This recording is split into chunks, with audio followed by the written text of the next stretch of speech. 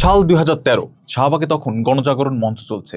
ঠিক সেই সময়ে কিছু ব্লগারের বিরুদ্ধে মহানবী সাল্লাল্লাহু সাল্লাম ও ইসলাম ধর্ম নিয়ে অবমাননাকর লেখার অভিযোগ ওঠে। এই ঘটনাকে কেন্দ্র করে কওমিরা সাধারণ জনগণের মধ্যে একটি উন্মাদনা সৃষ্টি করে দেয়। ঢাকার বাইরে চট্টগ্রাম কেন্দ্রিক অরাজনৈতিক সংগঠন হেফাজতে ইসলাম রাতারাতি স্পটলাইটে চলে আসে।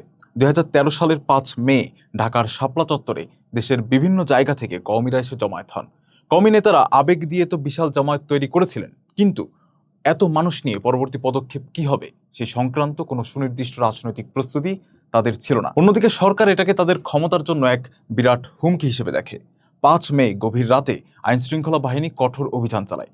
কয়েক ঘন্টার মধ্যেই পুরো শাপলা চত্বর খালি করে দেওয়া হয়। কওমিদের উপর নেমে আসে শত শত গ্রেফতার ও মামলা। কওমি অঙ্গনে চরম আতঙ্ক ও ট্রমা তৈরি হয়। আন্দোলন সেখানেই থমকে যায়। শাপলা চত্বর খালি করলেও শেখ হাসিনা বুঝতে পেরেছিলেন কওমি মাদ্রাসা ভিত্তিক এই জনগোষ্ঠীকে শুধু পিটিয়ে চেপে রাখা যাবে না, তারা ধর্ম দিয়ে জনগণের সেন্টিমেন্ট ক্যাপচার করতে পারে। তাই সরকার গ্রহণ করে ক্যারেট অ্যান্ড স্টিক নীতি। কওমিদের প্রায় ১ শতাব্দীর পুরনো স্বপ্ন ছিল তাদের সনদের সরকারি স্বীকৃতি। সরকার তাদের নানান সুবিধা দেওয়ার পাশাপাশি কওমি শিক্ষা ব্যবস্থার সর্বোচ্চ ডিগ্রি দাওরায়ে হাদিসকে সাধারণ শিক্ষার মাস্টার্সের সমমান দেওয়ার ঘোষণা দেয়।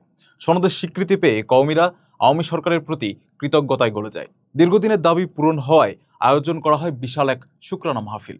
যে আলেমদের কয়েক বছর আগে শাপলা চত্বর থেকে তাড়ানো হয়েছিল, সেই আলেমরাই শেখ হাসিনাকে মঞ্চে বসিয়ে কওমি জননী উপাধিতে ভূষিত করেন। এই ঘটনার পরবর্তী জাতীয় সংসদ নির্বাচনে কওমিদের কাছে টেনে শেখ হাসিনা বড় সুবিধা অর্জন করার কৌশল পেল।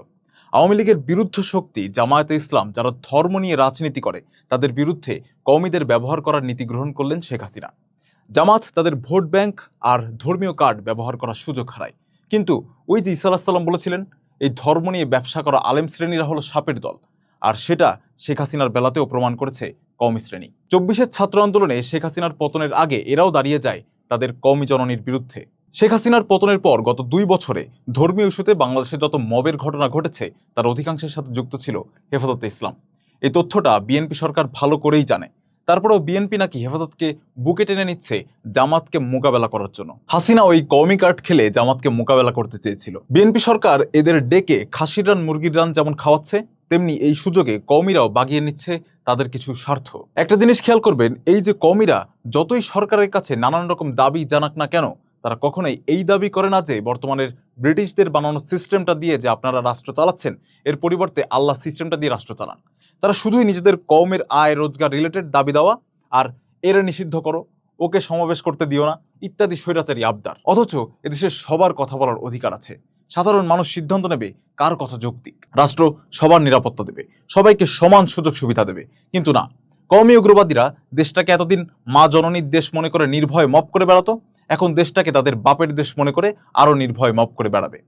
আর সেগুলোর রাজনৈতিক দায় অবশ্যই নিতে হবে বিএনপিকে।